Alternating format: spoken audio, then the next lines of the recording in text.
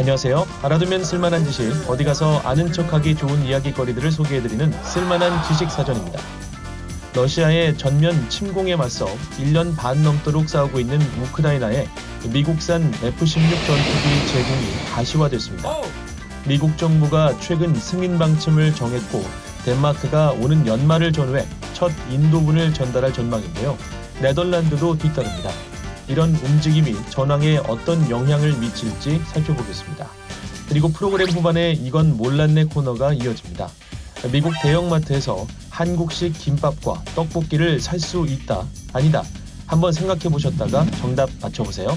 자, 지금 시작합니다. 우크라이나가 오랫동안 요청해온 미국산 F-16 전투기 제공이 가시화됐습니다. 미국산 F-16 전투기를 운용하고 있는 네덜란드와 덴마크 외무장관에게 최근 토니 블링컨 미국 국무장관이 서한을 보냈는데요. CNN과 로이터 등이 입수한 서한 사본에 따르면 블링컨 장관은 F-16 전투기의 우크라이나 이전에 대한 미국의 전폭적인 지지를 표명한다고 밝혔습니다. 카샤 올롱그렌 네덜란드 국방장관은 18일 소셜미디어를 통해 이 같은 사실을 확인하고 우크라이나에 F-16을 인도하는 길을 터준 미국의 결정을 환영한다고 밝혔습니다. 네덜란드와 덴마크 정부는 20일 공동 성명을 통해 우리는 F-16 전투기 이전을 위한 조건이 충족됐을 때 미국, 다른 파트너국들과 긴밀한 협력 아래 우크라이나에 전투기를 이전하는 것에 동의한다고 공식 발표했습니다.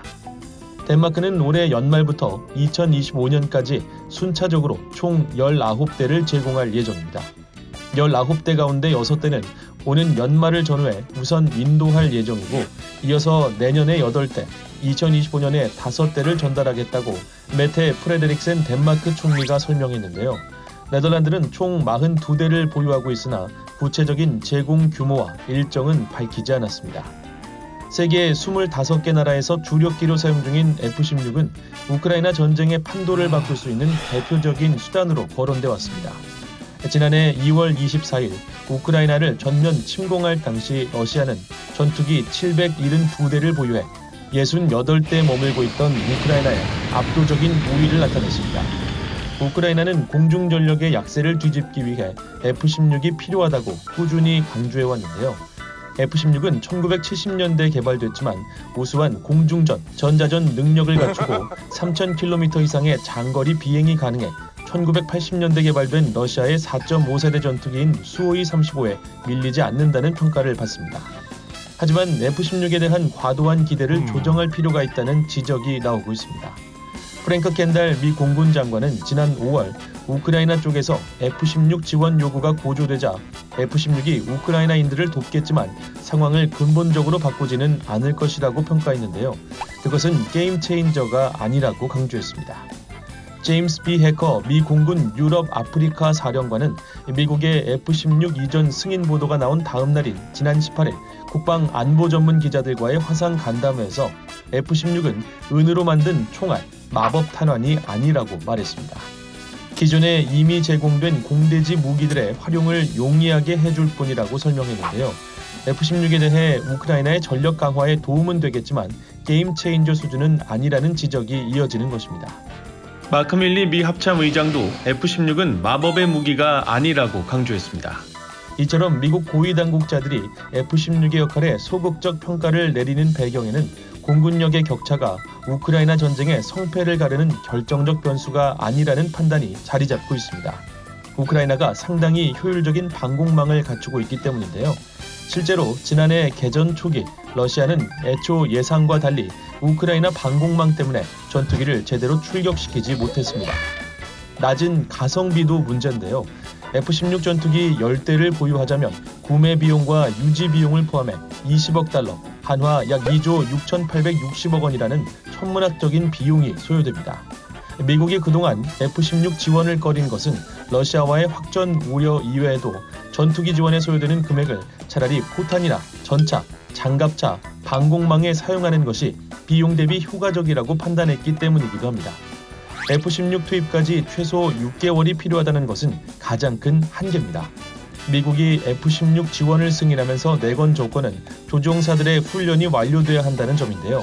올렉시 레즈니코우 우크라이나 국방장관은 지난 19일 훈련이 시작됐으나 6개월 이상 걸릴 것이라고 말했습니다.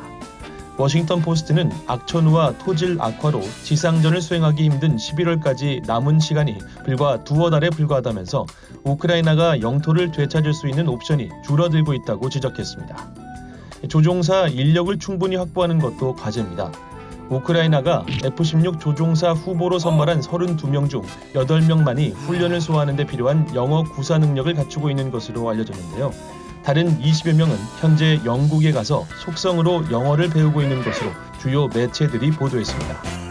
보너스 정보 이건 몰랐네 시간입니다. 요즘 미국 온라인에서 핫한 주제 가운데 하나가 바로 김밥입니다. 트레이더 조라는 마트에서 출시한 냉동 김밥 이야기인데요. 미국에서 김밥이라고 하면 원래 일본식 김밥이 잘 알려져 있었습니다. 아시아 음식에 친숙한 사람들은 간단한 롤이나 마키를 떠올리곤 했는데요. 지금 인기를 끄는 이 냉동 김밥은 한국 김밥입니다. 가격은 $3 99센트, 부담 없이 살 수 있는 꽤 저렴한 가격으로 평가받고 있는데요. 미국 마트에서 한국 음식의 인기는 여기서 그치지 않습니다. 떡볶이, 불고기 김치볶음밥, 잡채 등을 팔고요. 채식주의자를 위한 비건 불고기도 구비하고 있는데요. 소갈비를 옆으로 얇게 썰어서 양념한 LA 갈비는 오랜 인기 품목 가운데 하나입니다. 다른 곳들도 한국 음식의 선택 범위를 넓히고 있습니다. 다양한 인종들이 이런 한국 음식들을 구매하고 있어서 미국 내 한국 음식의 저변이 넓어진 것을 실감할 수 있고요. 한인들은 굳이 한인마트를 찾지 않아도 살 수 있는 한국 음식들이 많아져서 이런 움직임을 반기고 있습니다. 미국에서 한국 음식의 인기, 여러분은 어떻게 보시나요? 아래 댓글에 적어주세요. 자, 오늘 쓸만한 지식사전은 여기까지고요. 다음 시간에 더 알찬 내용 가지고 찾아뵙겠습니다. 다음에 또 만나요.